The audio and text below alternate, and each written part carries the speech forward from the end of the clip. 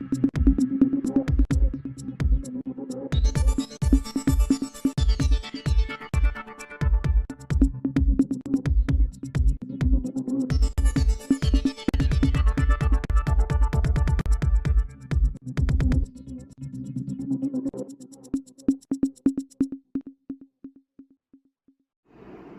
పాత మహబూబ్ నగర్ జిల్లాకు సంబంధించినటువంటి ఇక్కడ ఉన్నటువంటి వ్యక్తి చదువుకున్నది కూడా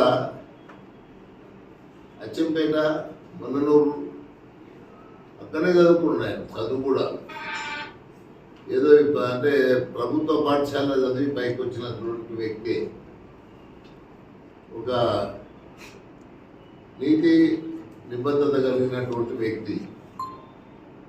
అటువంటి వ్యక్తికి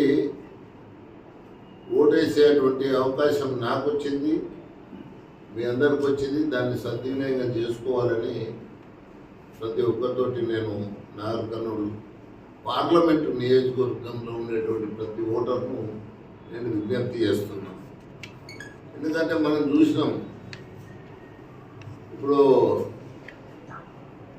కాంగ్రెస్లో ఇప్పుడు అసెంబ్లీ ఎలక్షన్లో ఒక కృత్రిమమైనటువంటి హైప్ క్రియేట్ చేసింది. ఒక ఫాల్స్ హైప్ ఒకటి క్రియేట్ చేసి ఓట్ల లబ్ధి పొందింది. సేమ్ అదే ఇప్పుడు మళ్ళీ క్రియేట్ చేస్తున్నాం. అవే 6 ఇది గ్యారంటీలు అంట. ఈ గ్యారంటీలు ఉన్నప్పుడు మేనిఫెస్టోలు ఎందుక? అంటే మేనిఫెస్టోకు గ్యారంటీకి ఉన్న విభేదం ఏందో చెప్పండి. కాంగ్రెస్ వాళ్ళు అడుగుతున్నాం.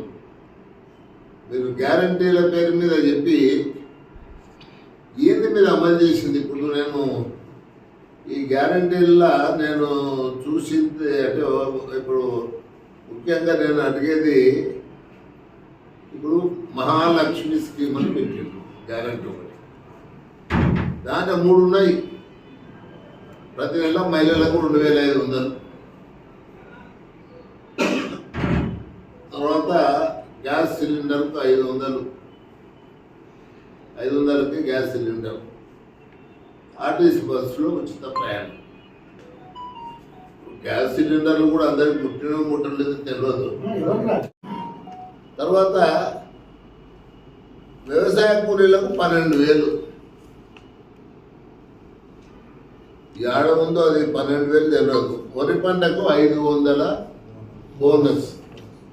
ఈ 500 బోనస్ మన పంట పండింది కదా, ఎందుకు ఇవ్వడం లేదు? చూడాలి. వీళ్ళు వాగ్దానాన్ని నిలబెట్టుకుంటలేరు. ఏదో ఎన్నికల కోసం ఓటు దండుకునేటందుకు ఈ గ్యారంటీలే కానీ ప్రజలకు వాళ్ళకేదో మేలు చేద్దామనేటువంటి ఉద్దేశం లేదు. రైతులకైతే నిజంగా చెప్పాలంటే వీళ్ళకి మేలు చేసే ఉద్దేశం అసలు లేదు. నేను మన చూసిన ఈ కాలువలు ఎండిపోయినాయా, చెరువుల్లో కూడా నీళ్ళు ఎండిపోయినాయి. అదే 34 టీఎంసీలు పోయిన సంవత్సరం కూడా 34 టీఎంసీలే ఉన్నాయి ఈ కాలానికి. ఏది శ్రీశైలంలో ఎలక్షన్ కూడా వచ్చినందుకు స్టార్ట్ చేయలేదు. సరే, ఇప్పుడు ఏదో ఇప్పుడు వాళ్ళైతే కొంత ప్రారంభం అయితే చేసి పెట్టినట్టయితే కొడుతుంది. ఇప్పుడు ఇందిరమ్మ ఇండ్లు అన్నారు. ఇందిరమ్మ ఇండ్లని ఇప్పుడు ఒక్కొక్క నియోజకవర్గానికి 3,500 ఒక నియోజకవర్గానికి ఈ సంవత్సరం ఇస్తున్నారు. మళ్ళీ 3,500 ఉన్నప్పుడు 3,500కు ఎందుకు మీరు బడ్జెట్లో మీకు కేటాయింపులు లేవు? దాంట్లో ఆయనకు నేను ఒకటి అడుగుతూ ఉన్నాను ముఖ్యమంత్రిని, నువ్వు జూరాలకు వెళ్ళి అది ఇయ్యలేవు, శ్రీశైలంలోకి వెళ్ళి అంటే కృష్ణానది జలాల మీద నీకు అవగాహన లేదు. కృష్ణానది జలాల మీద మనకు హక్కు ఉంది. పాలమూరు రంగారెడ్డికి కానీ, డిండి కానీ, ఎస్ఎల్బిసి కానీ కలవకుర్తి నేటపాటు మన ప్రాజెక్టులన్నీ కూడా విత్తింది బేసిన్లో ఉన్న ప్రాజెక్టులు ఇవి. మీరు మన హక్కులను కాపాడటానికని ఒక మాట కూడా ఇక్కడ ఈ నాగర్ కర్నూలు సభలో ఆయన కానీ మంత్రి కృష్ణారావు కానీ, ఇలా కృష్ణారావు ఎంత దుర్మార్గుడు అంటే ఆయన మీకు అంటే కొంతమంది నన్ను మీకు జ్ఞాపకం ఉండి ఉంటుంది. నేను జొన్నల మొగడకు పోయి కాలువలో ఆయన ఉన్న పొన్నాల లక్ష్మయ్య గారికి ఒక రిప్రజెంటేషన్, కాలువలు వెడల్పు తక్కువ ఉంది, 5 మోటార్లు ఆయన 25 మెగావాట్ల 5 మోటార్లు ఉంటే 4 కోసమని తయారు చేసిన కాలువలు అవి. ఇవాళ నువ్వు మన కెపాసిటీ 30కి పెంచి 5 కూడా రన్ చేయాలని చెప్పి పెట్టినప్పుడు అరే మీకు 2-3 మోటార్లకి కాలువలు ఎత్తిపోతాయని చెప్పినాము, అది వాస్తవమైంది. ఇవాళ దాని గురించి ఏం సమాధానం చెప్తారు? నేను ఒకటి ఎక్స్పెక్ట్ చేసిన ముఖ్యమంత్రిని, ఆ కాలువలు వెడల్పు చేపిస్తాను. ఈ దుర్మార్గపు కృష్ణారావు ఆ రోజు మంత్రిగా కృష్ణారావు ఏదైతే మన పాలమూరు రంగారెడ్డి ఫస్ట్ లిఫ్ట్ నార్లాపూర్ దగ్గర ఏదైతే రిజర్వాయర్ కింద మీద ఫస్ట్ లిఫ్ట్ ఏదైతే కట్టేది ఉన్నదో ఓపెన్ టైప్, అది ఆడికెళ్ళి అండర్ గ్రౌండ్కి వెళ్ళి అది తీసుకుపోయాడు. అండర్ గ్రౌండ్ ఏడా పెట్టాడు, 300 గజాల దూరంలో మొత్తుకున్నా. నేను నా నోటికే తెలుసు, చేతికే తెలుసు, ఎంత మొత్తుకున్నా లబలం మొత్తుకున్నా. ఆ కృష్ణారావు కక్కుర్తి బడి మన కల్లకుర్తి లిఫ్టిగేషన్ పక్కన ఎల్లూరు దగ్గర తీసుకొచ్చి దాన్ని ఆడ పెడితే పోతుంది రా, ఎగిరిపోతాయి రా, మోటార్లు ఎగిరిపోతాయి రా అని చెప్తే దుర్మార్గుడు వీడు. ఆ మాట అంటున్నందుకు నాకు క్షమాపణ కోరుతున్నాను, కానీ అనాల్సి వస్తుంది. ఆయన చేసిన దుర్మార్గపు పని వల్లనే ఆ లిఫ్ట్ పోయింది. మీకు చూసింది. ఆయన ఒక ఐపీఎస్ ఆఫీసర్గా ఉండి ఇంకా 7 సంవత్సరాలు సర్వీస్ ఉండగానే సరే ఆయన డీజీపీ అయ్యే అవకాశాలు ఉన్నా వాటన్నిటిని వదులుకొని తెలంగాణ ప్రాంతం లోపల ప్రజలకు సేవ చేయాలన్న ఉద్దేశంతో వారు వచ్చారు. వారికి నిజంగా చెప్పాలంటే హృదయపూర్వక అభినందనలు తెలియజేస్తా ఉన్నాను. ఎందుకంటే అటువంటి వ్యక్తులు రాజకీయాలకు అవసరం. నిర్మోహమాటంగా ఎదిరించేటువంటి శక్తి అది ఎవరైనా ఉండండి, ముఖ్యమంత్రి ఉండండి, ఎవరైనా ఉండండి. ముసలోళ్ళను మోసం చేశాం, వృద్ధులను మోసం చేశాం. 4,000 రూపాయలు పెన్షన్ నీకు ఇచ్చే 2,000కి వెళ్ళి 4,000 చేస్తా అని చెప్పిండు. ఇవ్వడటం వచ్చిండు, ఎందుకు ఇవ్వలేదు నువ్వు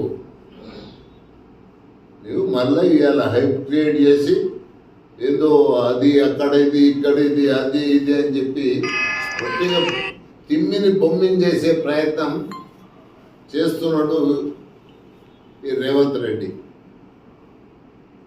ఎందుకంటే ఆయనకు వాళ్ళకి చూడండి కానీ పొద్దున ఉంటుంది. దీంట్లో ఒక లీడర్షిప్ లేదు ఈ కాంగ్రెస్ పార్టీలో. కాంగ్రెస్ పార్టీలో ఒక నాయకత్వంలో పనిచేసే పరిస్థితి లేదు. రాజశేఖర రెడ్డి ఉన్నాడు అనుకోండి, ఒక నాయకత్వం ఉన్నది. నేను నాయకత్వం కింద పనిచేస్తుంటే ఎంతమంది ముఖ్యమంత్రులు ఉన్నాయో తెలియదు. ఇలా ఉన్న పరిస్థితి. ఇంకొక విషయం కూడా, ఇప్పుడు ఆయన వీళ్ళు ఇప్పుడు ఉన్న పరిస్థితుల్లో నేను సూటిగా అడుగుతా ఉన్నా ఈ ప్రభుత్వాన్ని, మీరు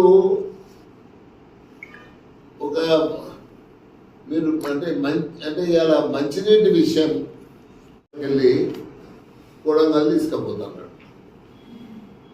అది చెప్తున్నాను, జూరాలలో ఒకవేళ నీళ్లు రాని పరిస్థితి వచ్చిన మరుక్షణం జూరాలకు బయటికి వెళ్ళి ఫ్లో ఆగిన మరుక్షణం ఆడ మోటార్లు ఆఫ్ చేసుకోవచ్చు. మోటార్లు ఆఫ్ చేసుకోకపోతే ఇప్పుడు మిగిలిన ఏవైతే దాని మీద ఉన్నటువంటి ప్రాజెక్టులు ఉన్నాయో నెట్టెంపాడు కానీ